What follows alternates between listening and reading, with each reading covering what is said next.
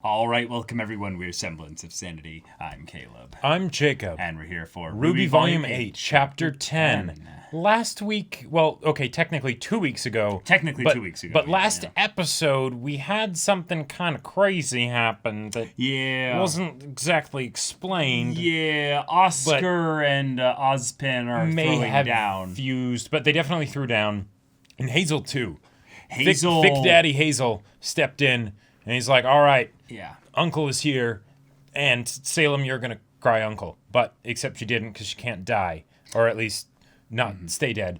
But Emerald got away. Emerald got away. And that is going to be huge. If Emerald ends up being on the side of the good guys here. I mean, she probably will be. It's just a question of how Cinder's going to play into all this. Then Neo having taken... Clutch yet again. Okay. We've also got everything going on with Winter and company setting up so that they can put the bomb in the whale. That would be awesome if that happened like mid-fight with Salem. Like all of a sudden, that'd be really boom. cool. That'd be really cool. Yeah. We've got everything going on just in general with Team RWBY and Co. We got Ironwood. Still dealing with the Grim Attack. But we cut off mid-fight cliffhangers, so let's see if our theories were accurate or not. So, y'all, without further ado, let's jump into this. All right, everyone, we're going to be starting the episode in 5, 4, 3, 2, 1, now. Okay. Are you photosensitive, Jacob? Certain photos, yes. Except, aren't you always the one wearing cursed photos on your shirt? Indeed. What can I say? I like the sensitivity.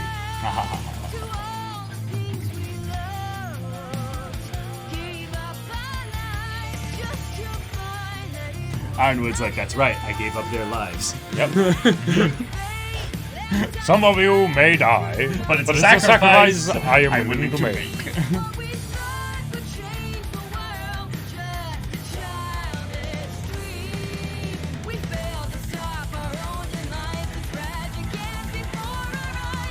So, you think Winter's gonna die this volume? Winter? Yeah.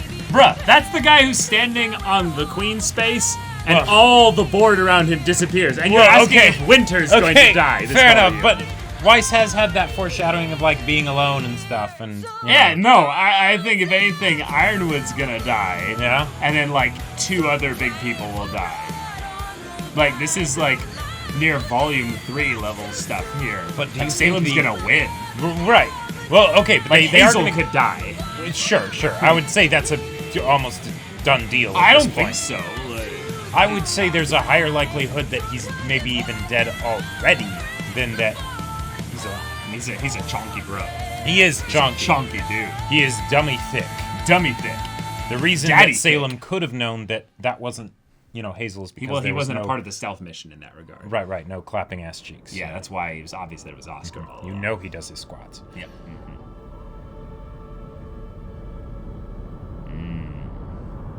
Starting the episode with Ironwood is a foreboding sign. Sir, we have confirmation that Dr. Watts has escaped military headquarters with the assistance of Cinderfall. We do have Jacques Schnee in custody. I don't give a damn about Jacques Schnee.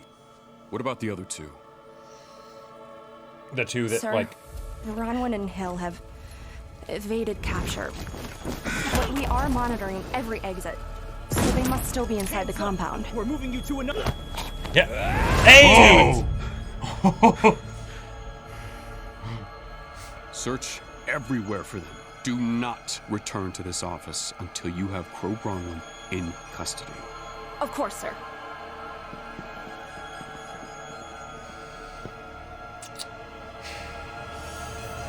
So. Whoa. What's the status of our...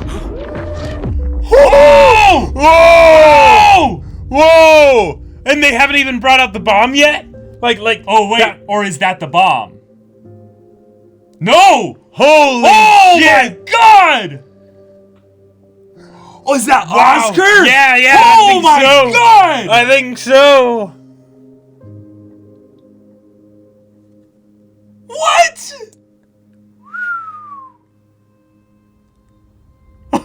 Magic stick go boom. Holy shit! Did he just kill the whale? I think he killed it. What? Wow. Yep, Neo just dancing through the midst of that. Mm-hmm. Is everyone all right? No injuries here. What? Yeah, exactly. Yeah. They were still inside. Oh. I mean, no, they... Yeah, they weren't. He doesn't know that. Yeah, he doesn't know that, but we know that. Yeah. Holy shit, the rib cage and everything. Feels very Attack on Titan, seeing it slowly fade away. Good work. But no time to celebrate. Yes, that was Return to us. the Academy at once. We've got a new problem. But that wasn't us. Then we can tell him in person. Load it back up. We're leaving.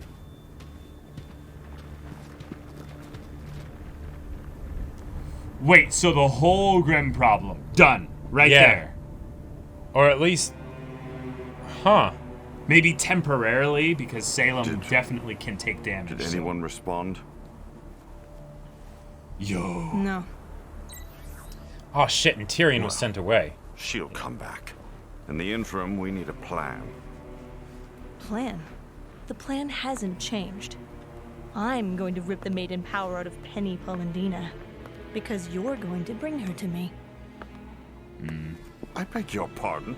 Yeah, we could. You said in your message that you have control over Penny. I said I had Penny under control, not that I could telekinetically force her to do whatever I want. What?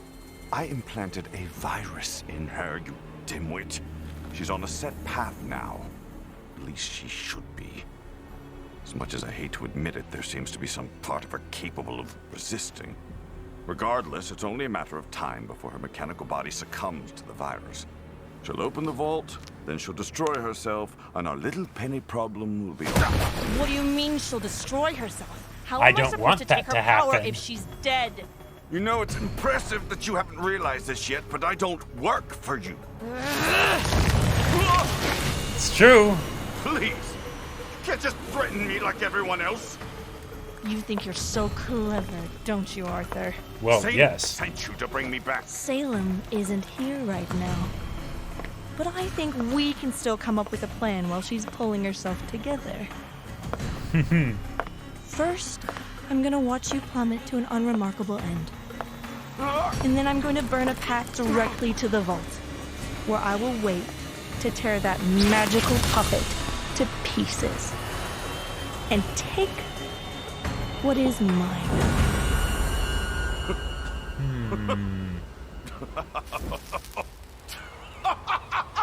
Oh, of course you are. Because that's just what you do, isn't it? And how has that worked out for you? You stormed into the freeze room thinking you could take on Ironwood's top fighter and War Machine. But you couldn't. And that machine became the Winter Maiden. Oh, and let's not forget your deal with Raven Brownwind. Get all your enemies in one place so you'd have a shot at revenge. If only someone could have warned you against such a miserable idea. Oh, wait. Oh, wait. I did. But you pushed ahead and you lost it when all you had to do was your job. Are they comparing Cinder and Ironwood right now? But suffering isn't enough. You Oh! have to be strong, you have to be smart. You can't just be deserving, you have to be worthy. But all you have ever been is a bloody migraine. Oh, I really thought she was gonna kill him. I love that monologue. That was so good. That was so good. Bloody migraine.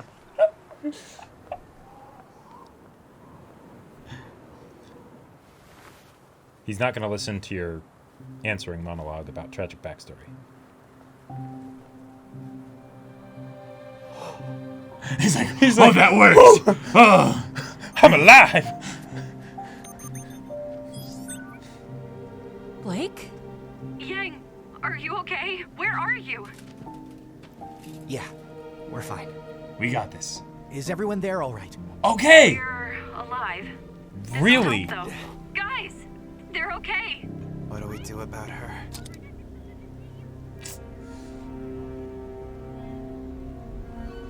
Hazel? I'm sending you a map. You're in the agricultural area. Wow. This access point to reach the Red Line subway tunnel. Then follow the route I've drawn for you. Got it. We'll see you soon. You can't be serious. You want us to work with her? I'm just saying it makes the most sense. We're all enemies of Salem, including her. No, I'm with Blondie. You don't like me, I don't like you. So how about we just part ways and you never have to see me again? You're not going anywhere. Not after everything you've done. We can't let all of our actions stem from fear. If she could help us, I think we should consider it. She is part of the reason I have this. Yeah. I'm not going to just true. forgive her. Everything that You don't happened need at to. Beacon, she lied to us, tricked us. She is dangerous. Nice. You don't have to forgive her. You have every reason to feel that way. Just maybe give her a second chance. We've already gotten quite a bit of help today from someone we don't exactly trust right now. Do you mean Ozpin? Yeah. I had a feeling. Wait, Oz what? is back? I know how you feel, but he saved my life. And when we were tortured, he took it. So I wouldn't have to. He entrusted me with this. Yeah. And the massive amount of power he had stored up in it. Oh! Gotcha. The energy that he spent lifetime after lifetime accumulating in the Jesus! Okay. So that's and she's how you did that? And now it's empty. Using all of the stored up power. Not all, but most. Gotcha. We have to be careful with how we use the rest. He trusted my judgment, and it saved us. I want to reciprocate that trust. There's a lot to sort out, but Oz really wants to help. Thank you, Oscar.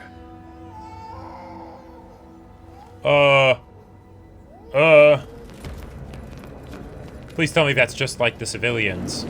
Yeah. Okay. Yeah, the subway. Yeah. Yeah. Okay. All right. Okay. Aww. I was like, this better not be some new grim. No. Psychic There's attack no way or they would something. do that. Atlas is down here. Nice, then Emerald gets to see this.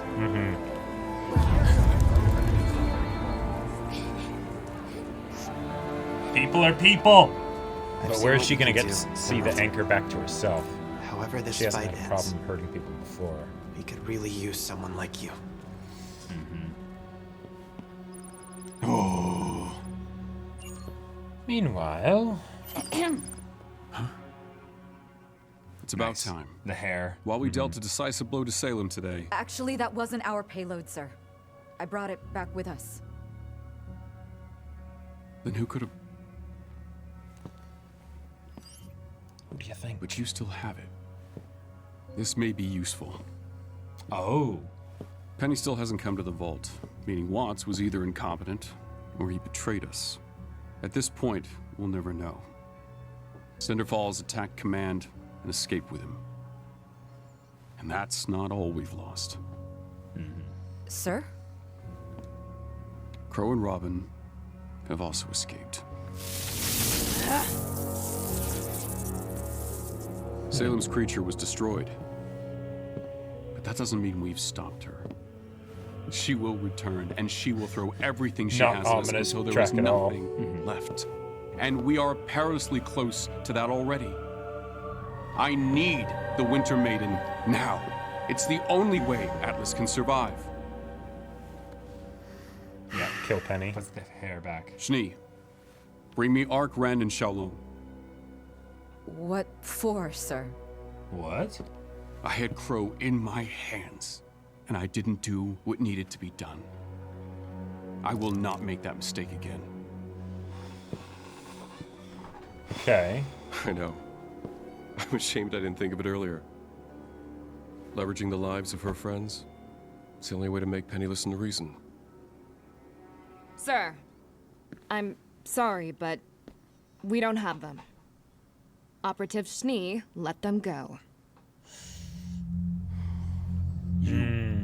What? Winter allowed them to go on board the creature to rescue their friend. But that's why the And thing's they destroyed. never came back.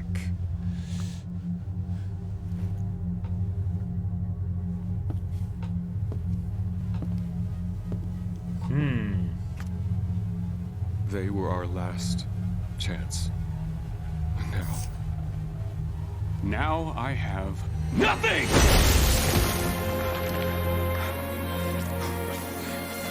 I mean... Sir, we are detecting non-military ships on radar. Dozens of them! Ships? Whose ships? They appear to be Ste Dust Company freighters, sir. They're heading straight for Mantle. Okay, nice. Weiss. I see. They're trying to save Mantle. This has always been about Mantle, hasn't it? Oh. I need to make a call. To what? No.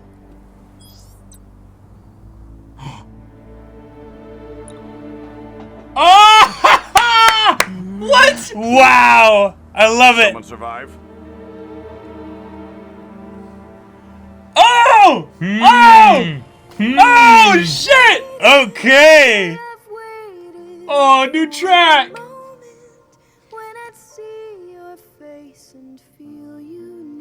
I missed you too.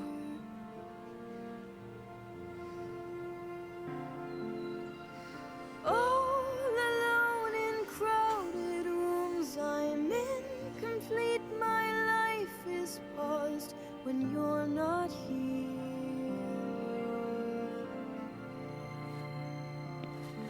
Where's Nora?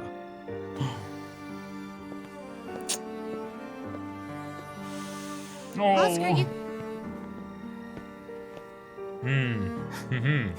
No, she's okay. I can...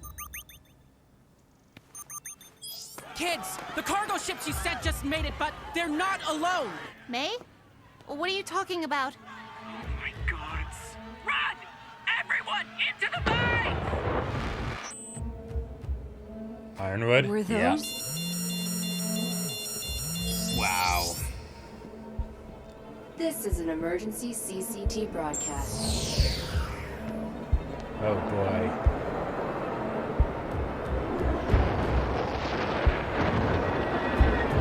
Holy shit. What's going on? Yeah. Those ships. They were going to save people. Why would... Okay. Promised to defend this kingdom, its technology, its future. What about its people? From those who would see it destroyed. Our enemy is crippled, but one individual still denies Atlas its salvation. The protector of Mantle. Oh. Penny. Wherever you and your friends are, I need you all to listen. I know how much Mantle means to you, so I'm going to give you a choice. You can bring yourself to Atlas Academy and do your duty. Help me save as much of Atlas as I can, and Mantle will be left to fend for itself. Or you can all watch as I destroy it. I have one bomb. That's all it will take. If there is no Mantle, then there is no reason for you not to work with me. Neither of us want it to come to that, but one of us is willing to do it. If anyone tries anything other than what I've ordered, Mantle is gone.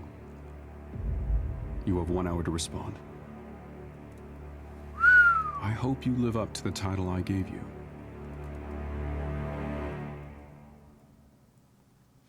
Wow. They just flipped the whole script in one episode. Yep. All right. Okay. God, look at that.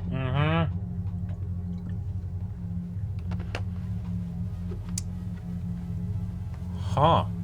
Oh.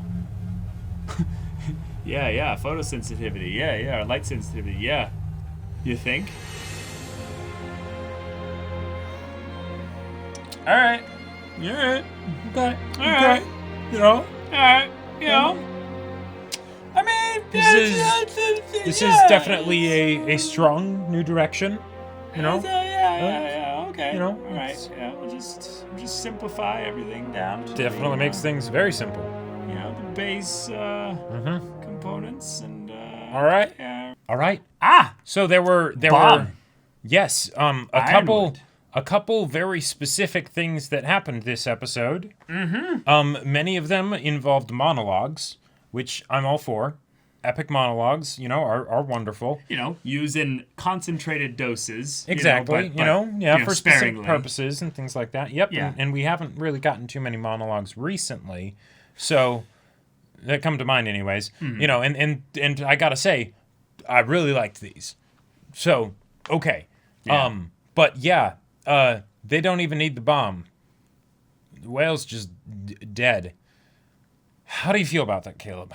So okay, because I've got mixed feelings on the matter. Right, I've got mixed feelings on the matter too. The main thing that is a little bit of a thing is that this is like the Silver Eyes. The Silver Eyes in Volume 3 were a Deus Ex Machina brought up by a single line of foreshadowing back in Volume 1's first episode. Right. This is something that has had way more foreshadowing in general as being something that's important, but the way it affects the plot is, I would say, a little bit more so than the Silver Eyes initially. Right. However, it's a one and done kind of thing. It is a one and done. done. So I'm actually okay with part. it for the most part. The reason why I would say it's a little bit tough about it is that it does nothing to further the characters of the people involved. It doesn't further the characters. Yeah, there's no like future world building that can come from it probably later on. Nope. 2, we didn't actually know that was something that like confirmed that Ozpin could do, I don't think. No, but that's logical. But it makes sense. It's like, okay, cool. That's logical enough, but in terms of a storytelling mechanism, it's a shock and awe thing that, as I would say, done better than the Silver Eyes in some ways. Yeah. Because in a lot of ways, this was something that, well, if Ozpin and Oscar ever fused together and worked together in this case, we were more worried about the consequences for Oscar when that would happen. Right. In this case here, we see that right now there aren't necessarily any consequences yet. Right. But the act of it being used, and it's something that killed Hazel. Like, there's no body yet. There's no body, but it would make sense for there to not be a body. It would make sense to have that bit happen where Emerald's like, oh shit, Hazel. Yeah. That's a perfect consequence, I would say. Yep. Is that he sacrificed himself earlier, and even though he didn't die when fighting Salem, because Oscar helped in this case, he's now dead. Like, he was holding Salem, you know, like this. Like so that. So that way Oscar could hit her with it. So, you know. Yeah. And Salem isn't particularly resilient. She just keeps coming back. So it's not like she would have been a great cushion for Hazel. Right. And I would say that if Ozpin is going to be the character who's kind of like the old wizard in your pocket that gives you the special thing that helps defeat, you know, temporarily the evil witch in until this she case can here. Dr. Manhattan remanifest. Yeah. They didn't beat her here. She will come back. The whale is not fully gone yet either. But it is dead. And so the dead. main issues that I have with this stem from a couple specific things.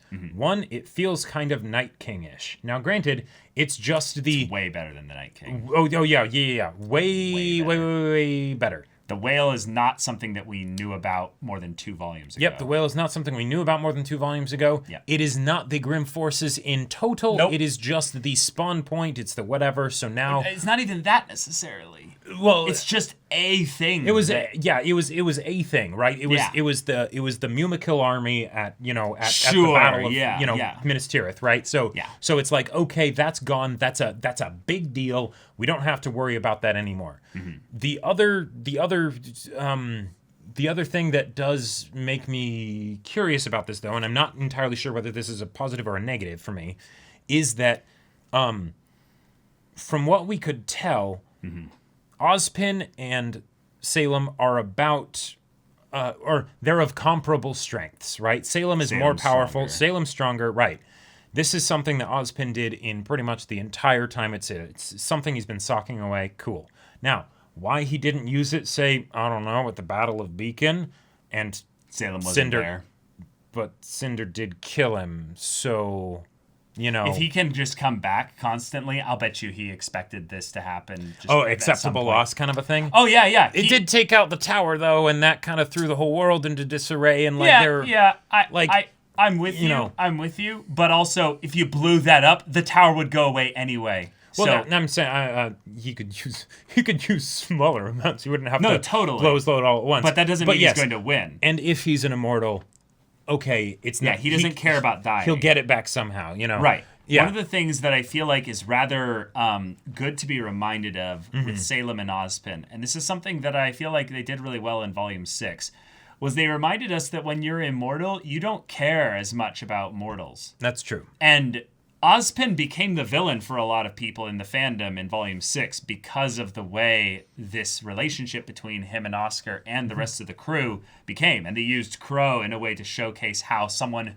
who you saw through a certain lens could shift entirely. And thus Crow is like, you're using me all this time. Yep. And now we're seeing that with Ironwood, where he was basically using them all this time, but because he couldn't get the results defeating Salem, at least, temporarily, he was focused entirely on that and didn't go full dark, tyrant Ironwood. Right. But now that Salem is gone for at least a little bit, he can turn his attention towards the thing that will get them into the upper atmosphere, which is moving the scepter in such a way so that it can then raise Atlas.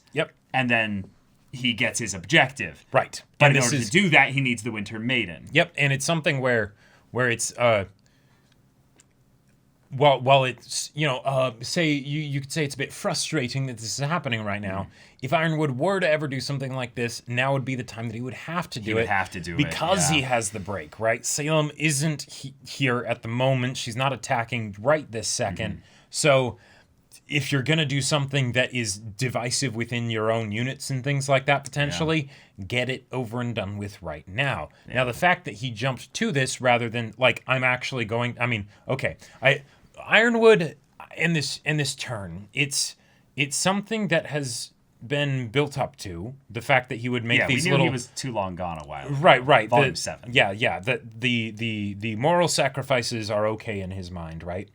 And if he's going to shoot down the ships, which I'm like, okay, yeah, makes sense. It's the I'm going to fully oppose you and everything you're doing because you're opposing me and what I'm doing. So, tit for tat kind of a thing in his mind, right? Yeah. The whole thing of also giving the ultimatum of not only that, because he could just say, yeah, you don't have any ships anymore. Salem's going to reform the Grimm and all that stuff. What are you going to do? You won't find a solution that fast. No, he's actually like, no, I'm going to speed things along. Yeah. And I'm actually going to eradicate Mantle, which I'm curious. I'm curious what Ironwood thinks will happen within his own forces potentially if he starts to do that. If any of you have played an RTS where there's any kind of a approval kind of thing going on, if this was a game of Civilization, Ironwood wouldn't be looking too hot in the non-combat affairs. Yeah, and really also the fact that he said the technology and its future are the things that he's trying to secure here. Yeah, that's and not the people. Right. So that's the I understand that he's so single-minded that he's thinking about how Atlas is a weapon that can be used against Salem in the future. Right. Even though his strategy is die. Right, but Ironwood, you're going to die long before Salem dies, according to your strategy. And by the way, you should think about that. And if you use if you remove Atlas from the equation so that Atlas can't be harmed, the most that it could do is try and develop on its own independently and then come in later. But you're not going to be sustainable up there. And even if you were, you're not going to be slowing Salem down from up there. No. But you're also not going to necessarily even be you're not going to be leading your people. They'll open revolt at some point. Exactly. Even your own military will. Yep. At most, what you'd basically be doing is saying, hey, hopefully Salem will just wipe out humanity, get tired, and then we can come back and repopulate or something, right? Okay, there are things that it really feels like Ironwood isn't seeing through. Now, of course, because he's lost it. He's lost it, and he did just get in his mind betrayed by the next person that was closest to him, right? Yeah. Winter. Yeah. So, he's starting to feel alone, and then he starts to do the things that'll push everyone else away, too. Cool. Oh, right. Yeah. Right? Now, if he figured out that, say, it was Ozpin that did the explosion, then... Oh, I think he knows that it was Ozpin. Mm-hmm. Yeah, he talked to himself and was like, oh. So he still has it. Right. Yeah. Yeah. So, that's a thing. Yeah. All right. Because like it or not, Ironwood, Ozpin actually just did you a huge solid right there. Mm-hmm. Like, it may have not been part of your plan, but you were going to do the exact same thing, and he did it for you. Who knows? That bomb might not have worked. Now, Ironwood believes in his tech and all that stuff, so he probably thinks it would have, but who knows? Yeah, something tells me that it would have been like a percentage of the effectiveness, but not anywhere close to. But now we know why they set up the bomb as a MacGuffin or Chekhov's gun earlier. Right. It's not because he's going to use it on the whale. It's because he's going to use it on Mantle. Yeah. So let's run this through its proper course here. Mm-hmm. Bomb has to go off, though. Yep. What would be the perfect way? Poetic irony? Yep. Oh, Atlas falls. Yep. Mm-hmm. Mantle is maybe saved. Hopefully. The people, anyway. Yeah, that's a good point. The people. But then the Atlas falls on Salem. Or Atlas falls with Salem in it. Okay, and then the end of the volume is her like crawling out of the rubble. Yeah, so that is a good question. With the Aesops and Ironwood dead and, Yeah, I am really curious to see how the Aesops handle this new development. Split up! Because while Harriet is like, hell yeah, let's get back at, Crow for killing Clover and all that stuff, right? Even though, he was connected with what happened, right? And it was crazy and whatnot, and she's emotional and everything, and she didn't see it, so sure. Nice even though reference would have gotten their testimonies and the offer of, hey, I can, you can know that, like, we're telling the truth and everything. But besides that, some of the others among the Aesops, I feel like there's Marrow and Winter. Yeah, They're like split. There's the whole thing of, okay, we need to prioritize the enemy rather than the civilians. Questionable decision, but it is a military decision, and they're in the military. Okay, there could be an argument made for that, I suppose. And Ironwood's their superior officer. They don't want to cause like division within the ranks right here. Okay, I'm going to bomb the civilians. In fact, here's the keys to the ship. I need you guys to drop the bomb. I get the feeling. I don't think so. I get the feeling, like that Marrow might be like, whoa, slow, stay. Yeah, exactly. Let's talk about this, Winter, while he's just frozen there. Right. So, group got back together. Mm-hmm. Penny is needed for multiple parties right now, which means that we've got a crash course with everyone trying to go after Penny. She gets tugged in every direction. Where have we seen that before? Oh, wait. Oh, yeah. So, big potential death flags for Penny. Yes. I see the potential win that our heroes get here is a very similar one that we got out of a previous volume situation. And that's that Winter gets the Winter Maiden at this point. Yeah, and then just turns her back on Ironwood. Well, no, that Penny dies, Mm-hmm. but, it has to pass along. Right. Unless Cinder is doing this. Yes. Yeah, so I want Penny sacrificing herself to do something to save everyone, and thus denying Ironwood his prize. Okay. And then passes it on to someone, probably Winter. Winter joins the group. Everyone leaves. Salem just destroys everything. The bomb destroys everything. However you want to do that. But they had a couple other scenes this episode. They did. We briefly had a bit showing Crow and Robin get away, Mm-hmm. but they added that in conjunction with a bit of a parallel that they drew between Cinder and Ironwood.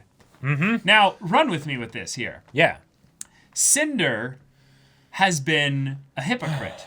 Yes, and obsessed with power and right. single-minded. But hold on. Let me run with this. Mm-hmm. If she's a hypocrite with regards to the things that she wants and the things that she goes after, without considering a lot of the ways in which it's sacrifices her freedom to get freedom. Yeah, exactly. Yeah, it's a loop. Doesn't work.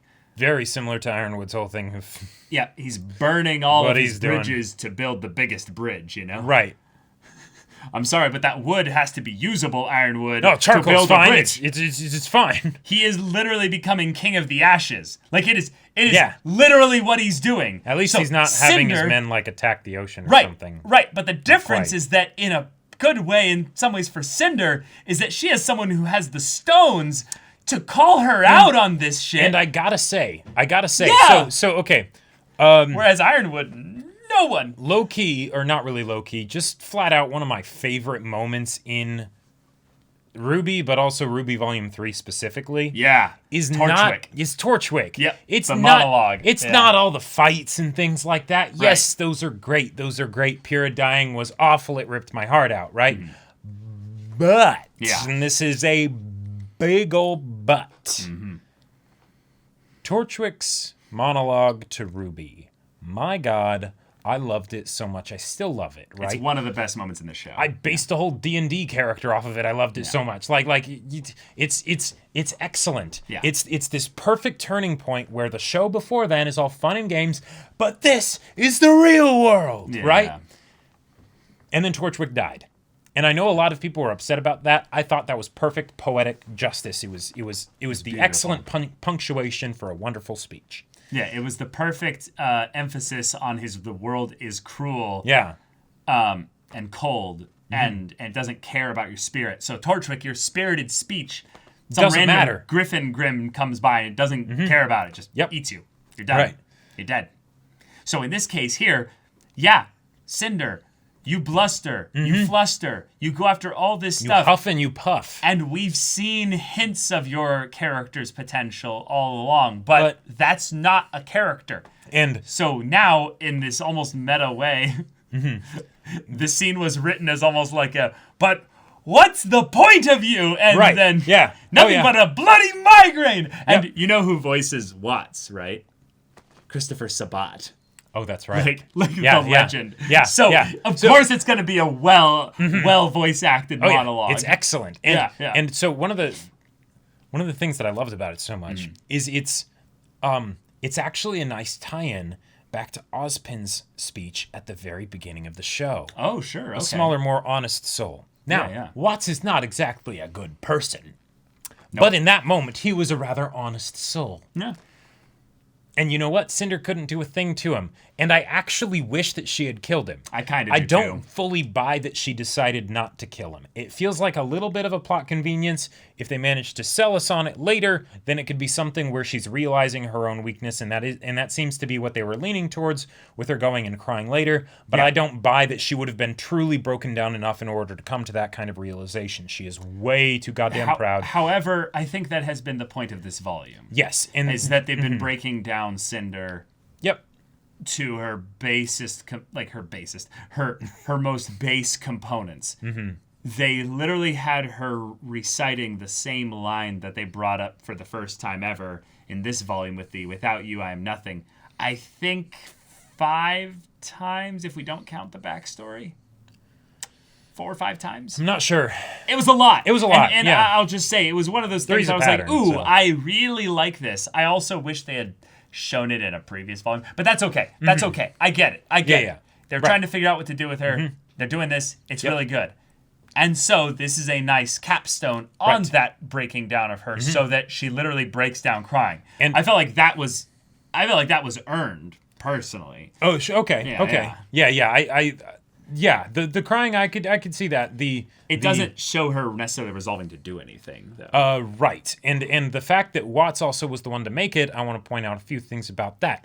It's great characterization for him, because it's not only... He's been waiting to say this Well, he's been waiting to say this shit, right? Which is fitting, because he's spent a fair amount of time with Cinder, right? The way he brings this stuff up. Yeah. Yes, it could just be the writers being like, hey, let's do flashbacks to draw the narrative parallels, sure, or it could be that Watts has been going insane because he's like this stupid idiot, right? I've been having to deal with her shit this entire time. She's so frustrating, and yet she's so powerful that I'm actually afraid of her. Right. Like, when she ends up putting him down, he's like, whew, he had his moment of like, I'm the tech person.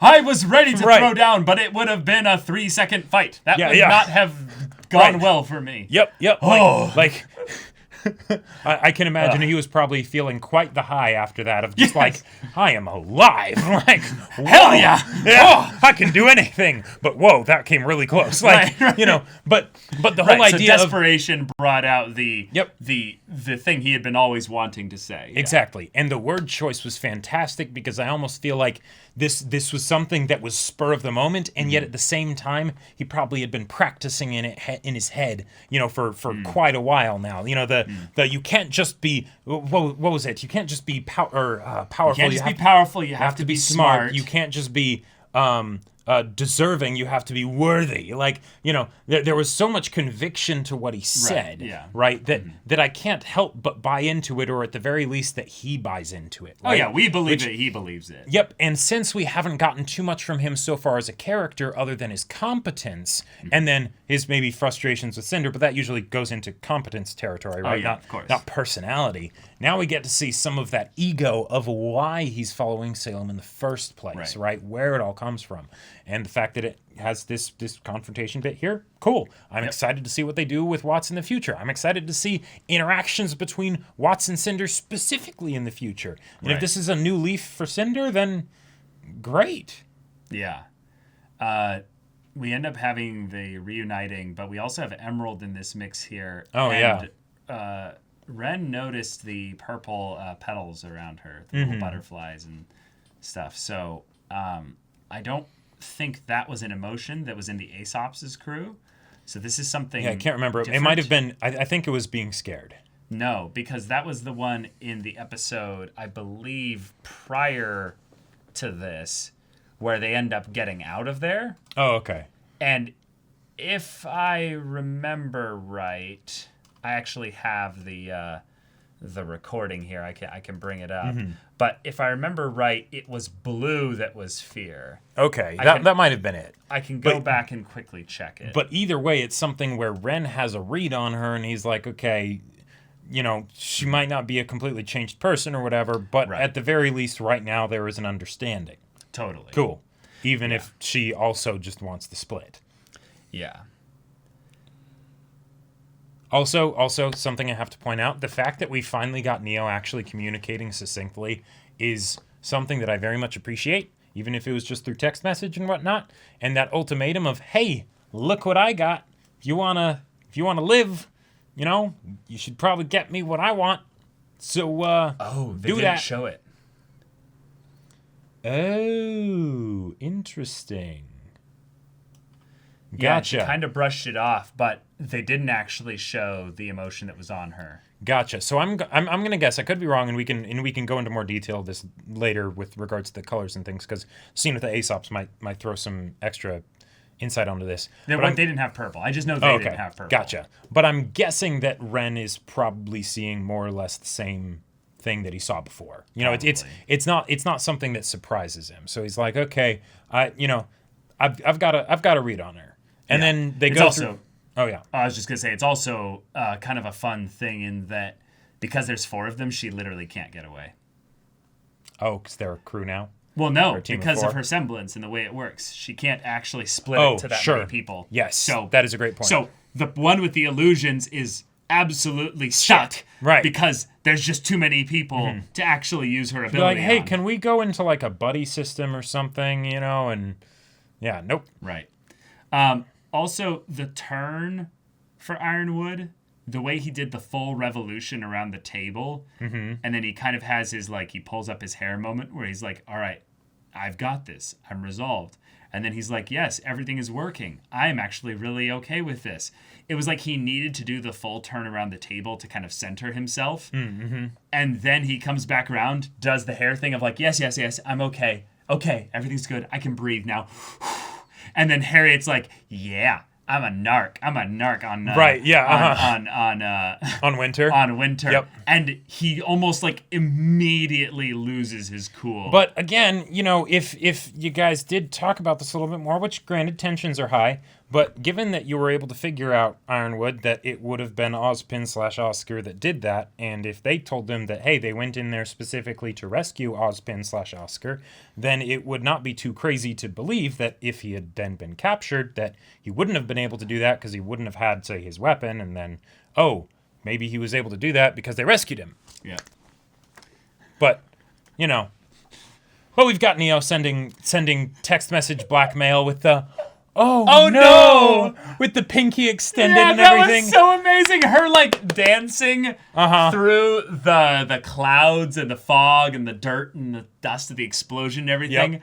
And then sending just the image. First, with let me take a like, selfie. Like, oh no, honey. Oh, your boss won't stay dead. But you will without this. Like, it's just, I can already see the meme compilations and everything. You just know that she's like posting it to whatever remnants version of, you know, Twitter is or something like that and being like, ooh, I burned this bitch so good. But I also like how this, as a writing kind of thing here, this is something that I feel like is rather simple, but it's a good, simple little reminder of someone's motivation. Why is Neo working with Cinder?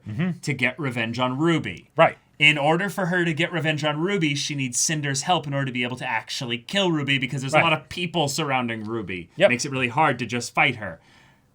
If Cinder wants, you know, Penny, then RWBY is going to protect Penny from Cinder. So Cinder literally now has a 2 birds, 1 stone kind of burninate situation. Everything. Yeah. So to her it is, I'm going to go straight there, burn my way through, except hold on, that hasn't worked in the past.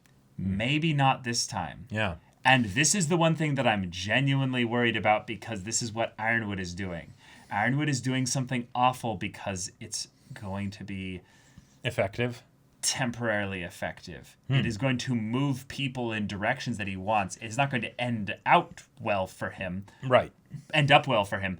But Neo is doing kind of the same thing here. But she can just disappear off to totally bugger off to who knows where. Totally. Yeah. But that's not what I'm talking about here. What if Cinder clues into that?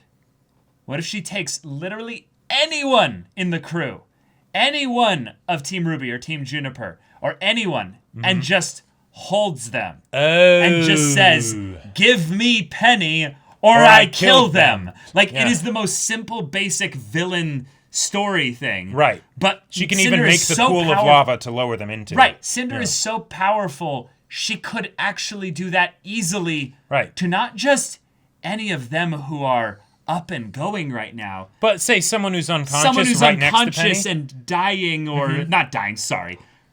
Hurt. Yeah. Hurt. Nora's probably capable of even a bit of fight right now. Yeah. But yeah. I'm just saying. Yep. This is not a big environment that they're all in. Cinder can fly. Nope. She could be there in 20 minutes. It's true. And also, since the whole thing of the Schnee Dust Company ships were being sent to help the people. It tells us where they might have been coming from. So that is kind of a bit of a lead, you know? And I hate to say it, but really the reason that you guys weren't having Ironwood, you know, coming down on your throats before was because he had bigger fish to fry. And now that fish done been fried. Yeah, no, whales aren't actually... Are they? I don't know. Point is a whale a fish? He had aquatic creatures to fry, avian creatures... avian aquatic creature to fry, an avian creature to catch, and then the 2-legged people, you know, that's easy, right? You know, they're literally like a few blocks away. I can do that whenever, you know. Yeah. I'll bet you in his mind, though, he's putting on his aviators because he thinks he's, you know, actually pretty cool here. Yeah, puts on the bomber jacket. Anyways, that was terrible. Yeah. You're going to fly high for about 3 seconds, Ironwood. Maybe 3 episodes, I would say. And sad little episode king, 14. sad little hill. Yeah. Yep. I really want that bomb to blow up on Atlas. I know that would be terrible, but I feel like it would be poetic. Like I can't believe I didn't make the connection sooner that Ironwood was going to use it up against Mantle, you know? Because one, I didn't think he would actually go that far, but okay, you know, there you go. But once they were like, oh, we don't need to use the bomb. All right, we'll load it back up and send it back. I'm just thinking, like, I hope you disarm it, you know, like, and securely, you know, so that no one will ever arm it again unless you specifically want it to be. Because that's, okay, Sword of Damocles. Like, yeah, I wonder if they're just going to panic run. Like, scatter in every direction. Like Atlas's army down there? Atlas's army isn't that big. That's true. Now the reason that they have been down there is because they need the heat because all the power's out. So there's really nowhere for them to go. Crap. So they have kind of been funneled. I didn't even think about the idea that the reason why the heat thing was brought up so long ago was to set up a situation where you would have all the civilians in one place. Right, so that Mantle is just basically on an anvil, and whoever wants to take the hammer and make the first strike can do it. That's actually some good foundational setup there. Way to go, because that took a while to get set up. Pay off. Yeah. But okay, all right. Here we are. We flipped the script with big bada boom, and now threat of extra big bada boom. Last thing I will say, because Ironwood in the end is also a small fish in a very big ocean, well, or just a smaller fish than Salem, you know, and her school of piranhas, I want him to not be the final conflict of this volume if possible. I want Salem to come back in full force and actually kick ass. Because so far, she hasn't really. Like, if you think about what bad stuff has happened as far as the good guys, what casualties have they gotten? And I'm not talking about named characters necessarily, but just, like, things. Like the power going out and the snow and all that stuff. That was stuff that happened before she even showed up. Like, what has actually happened, really, other than that everyone evacuated to bunkers in Atlas or whatever? You know, all the picnics were stopped. But, like... Yeah. So... Yeah. I think what might end up happening, Jacob, honestly, is that she just goes, hey, you know what? I don't mind if you all know about me. And she just floats out like a dark goddess. Right. And just starts smiting everything. I want a Sauron moment. Ozpin was able to do that to her whale. She can do it too. Yep. And probably it might worse. take her 2 episodes to come back, though. Yes, right. Like, to literally form up out of the goop. Yep. Over there, and over there, and up there. Right. Yeah. yeah. Like, she got atomized. Like, that was about as, like, if you ever had any doubts that she might not actually be immortal, they should be gone by now. Right. Did that make you think of the Aragon series? Storing up all the energy. Oh, totally. In a thing oh, yeah. Yeah, over absolutely. The immortality time of it.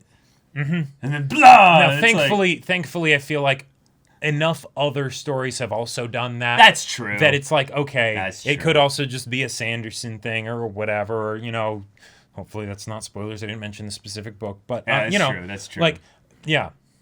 But hey, maybe if you get Salem on Atlas and then you use the staff, you can take Atlas up and then into the sun. And then Salem... I don't think it'll have the propulsion, though, in space. No. The point of it is that once you get up there, dust stops working. Maybe the staff... it would take too long anyways. Yeah. But it's y'all, thank you so much for watching this episode's reaction and discussion. If you want to see the next episode's reaction and discussion right now, go check out the link in the description below for our Patreon. We do timer, full-length reactions there where you sync up your Rooster Teeth footage if you have early access there with our reaction without any footage or audio. So check that out if you are a Rooster Teeth First member. And if any level of support is something you give to us, you also get access to our Discord where you can chat with us and the community there about this show, about anime in general. Also, be sure to check out our Twitch channel. That's right. We stream every weekday. The info's in the description. Yeah, so if any of that interests you, we'll see you there. But until then, we're Semblance of Sanity. I'm Caleb. I'm Jacob. And we'll see you all next time.